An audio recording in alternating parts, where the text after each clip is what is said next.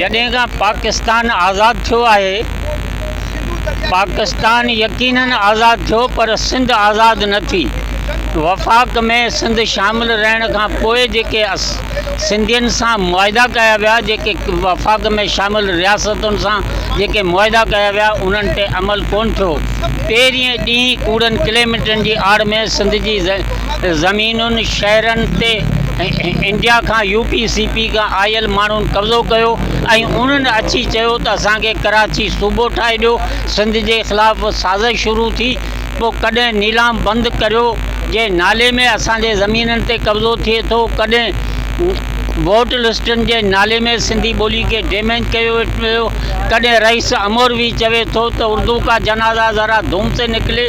ही पाकिस्तान मां अचण खां पोइ, पाकिस्तान ठहण खां पोइ जेका ॿी जंग शुरू थी आहे, उहा जंग सिंधियुनि सां शुरू थी आहे, जेका अॼु अची पाणी ते बीठी आहे। कॾहिं कालाबाग डैम पियो ठहे त कॾहिं थल कैनाल पियो ठहे त कॾहिं ॿिया कैनाल पिया ठहनि। सिंध जे ख़िलाफ़ मुनज़म साज़िश आहे त सिंध खे तबाह नेस ताईं नाबूद कजे, पाणी बंदि करे नस्ल कशी कजे। पर सिंध इहो साबित कयो त सिंध जो बचो जेसि ताईं जीअरो आहे त असीं पाणीअ ते कब्ज़ो करणु न ॾींदासीं। अॼु सॼी सिंध बबरो लोए बाईपास ते गॾु आहे ऐं सॼी सिंध ब्लॉक आहे। हर हिंद ॿार बच्चा ॿुढा न्याणियूं सिंधियाणियूं सभु मैदान में आहिनि ऐं हुननि ही हिकु ऐलान करे छॾियो आहे त जेसीं जहिड़ा आहियूं त पाणीअ जो ढुक बि न ॾींदासीं। असांजे हिन साथीअ हींअर बि चयो त असीं जंग कंदासीं, पंजाब ऐं सिंध जो दंग कंदासीं, पाणी न ॾींदासीं। ऐं जेके बि साज़िशूं थियूं आहिनि उन में वॾो किरदारु पीपल्स पार्टी जो आहे। दोस्त माइंड न कनि। कालाबाग डैम लाइ पैसा बेनज़ीर रखिया, हींअर अरसा एक्ट ते सही आसिफ़ ज़रदारी कई आहे। असांखे धारियुनि त मारियो आहे, पर उन में असांजे पंहिंजनि जो जेको किरदारु आहे उन तमामु घणो मारियो आहे। हीअ आलू खीर वारो जेको असांजो नुमाइंदो आहे, उन नुमाइंदे ॿ छोकिरा गॾु करे डैम जे ख़िलाफ़ु नारा हणाया आहिनि। हुननि हज़ारे एकड़ ज़मीन ते कब्ज़ो कयो आहे ऐं गुल मोहम्मद ख़ुश्क जहिड़ा दलाल हुननि जी दलाली पिया कनि, भतो पिया वठनि। ही भते खोरनि जे ख़िलाफ़ बि आवाज़ु उथारणु खपे जेके दुश्मन सां गॾु आहिनि।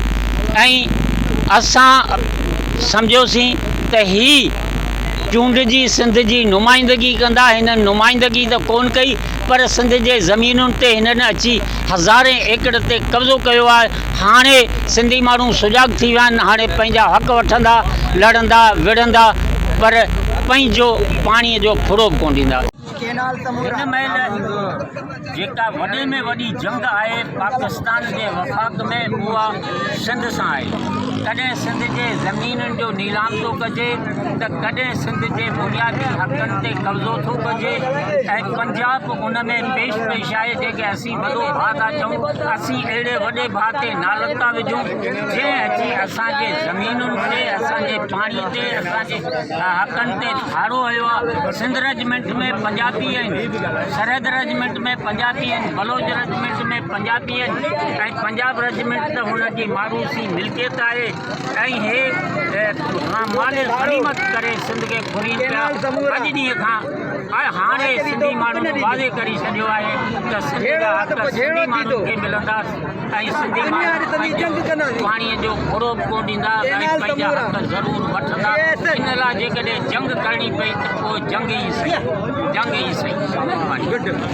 मुआहिदा थिया आहिनि ऐं उन्हनि सभिनी साज़िशुनि में चूंडियल नुमाइंदनि जूं शयूं आहिनि। हींअर बि चूंडियल नुमाइंदा दुश्मन सां गॾु आहिनि। पाणी जो पाणी लुटण जे ख़िलाफ़ु, पाणी भरण जे ख़िलाफ़ु, हिते धाड़ो हणण जे ख़िलाफ़ु, हे सभु चूंडियल नुमाइंदा गॾु आहिनि।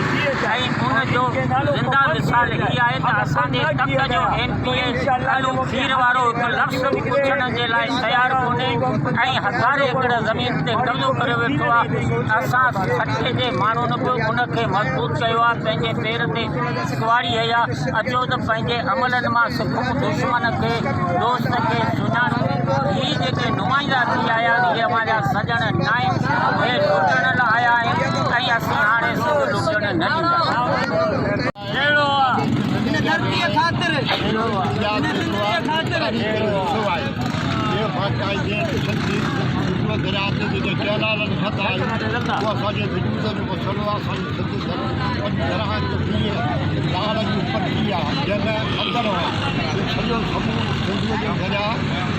अली बंदर का बंदर शाह बंदर दाढ़ी बंदर पारी बंदर 15-20 बंदर बंगोर हिस्सा 4 किलोमीटर बंगोर खुद से पानी का आवाज हाँ सिद्धू कोटड़ी का मसल खड़ी आहे हाँ उहो पाणी असांखे बंदि आहे असांखे का बि सरकारी खपे को असां में बिछायूं को MP थिए को MLA थिए को वज़ीर थिए ये वज़ीर बि भले हो थी MP बि भले हो थी MLA बि हो थी असांजो पाणी आहे पाणी असांजो इहे बंदि असांजे नड़ीअ ते न थींदी त असीं नड़ीअ ते न तरंदी असीं पाणीअ खां अलावा असांजो को खतरो कोन्हे असांजो दरिया को न थिया गुज़र न थिया असांजो घरात ते न थिया असांजो फलण जीअण न थिया तमाम जवाब ये पंजाब से हमने अपना हक लेना है और हर हालत में लेना है। आज अगर इंडिया ने पानी बंद कर दिया पंजाब से हम लड़ेंगे मुस्लिम वालों ने जमीन लड़ेंगे हम भी अपने हक के लिए इंशाल्लाह लड़ेंगे।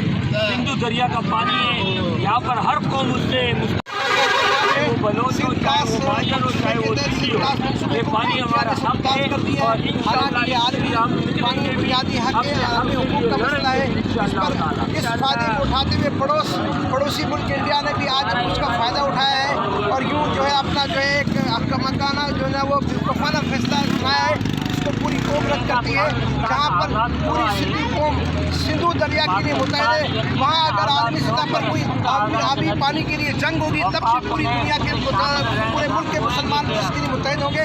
सिंध धरती और सिंध धरती के साथ उसका मुंसलिक सिंधु पानी वो माँ की हैसियत रखता है। इस जंग पर हम सब एक साथ हैं, एक कुव्वत एक आवाज़ है।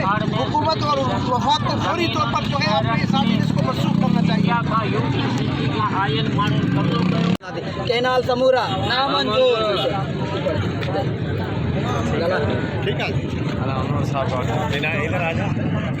Canal समूरा canal समूरा